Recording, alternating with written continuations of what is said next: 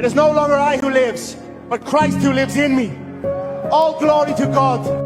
ഏറെ നാളത്തെ കാത്തിരിപ്പിനൊടുവിൽ ഒക്ടഗോണിലേക്ക് തിരിച്ചെത്തിയതിനു പിന്നാലെ ഉണ്ടായ അപ്രതീക്ഷിത പരിക്കിലും പരാജയത്തിലും തളരാതെ ദൈവത്തിലുള്ള തന്റെ അചഞ്ചലമായ വിശ്വാസം പരസ്യമായി പ്രഖ്യാപിച്ച് UFC ബോക്സിംഗ് താരം കോർണർ മക്ഗ്രഗർ. മാക്സ് ഹോളോവോയുമായുള്ള പോരാട്ടത്തിൽ ആദ്യ റൗണ്ടിൽ തന്നെ കാലിന് പരിക്കേറ്റ് പുറത്താകേണ്ടി വന്നതിന് ശേഷമാണ് താരം തന്റെ ക്രൈസ്തവ വിശ്വാസത്തെക്കുറിച്ച് തുറന്നു പറഞ്ഞത്. പിന്നാലെ മാധ്യമങ്ങൾക്ക് നൽകിയ ഒരു അഭിമുഖത്തിൽ വിശുദ്ധ ഗ്രന്ഥത്തിലെ ഗലാത്യക്കാർക്കെഴുതിയ ലേഖനത്തിലെ 2-ാം അധ്യായത്തിലെ 20-ാം വാക്യമായ "ഞാൻ ക്രിസ്തുവിനോടുകൂടി ക്രൂശിതനായിരിക്കുന്നു, ഇനിമേൽ ഞാനല്ല ജീവിക്കുന്നത്, ക്രിസ്തുവാണ് എന്നിൽ ജീവിക്കുന്നത്" എന്ന വചനം ഏറ്റുപറയുകയായിരുന്നു.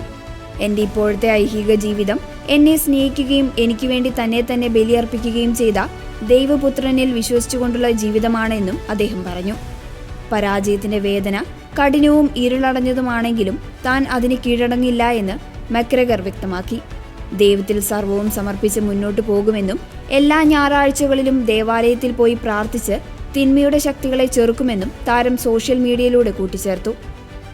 മത്സരത്തിന് ശേഷം സമൂഹ മാധ്യമങ്ങളിൽ വിശ്വാസപ്രമാണം പങ്കുവച്ച മക്ഗ്രഗർ ദൈവത്തോടുള്ള തന്റെ സ്നേഹവും വിശ്വാസവും യാതൊരു നിബന്ധനകളും ഇല്ലാത്തതാണെന്ന് സാക്ഷ്യപ്പെടുത്തി. എൻ്റെ ഹൃദയം സങ്കടത്താൽ ഭാരമുള്ളതാണെങ്കിലും ക്രിസ്തു എൻ്റെ മനസ്സിനെ തികച്ചും ബലമുള്ളതാക്കി മാറ്റിയിരിക്കുന്നു.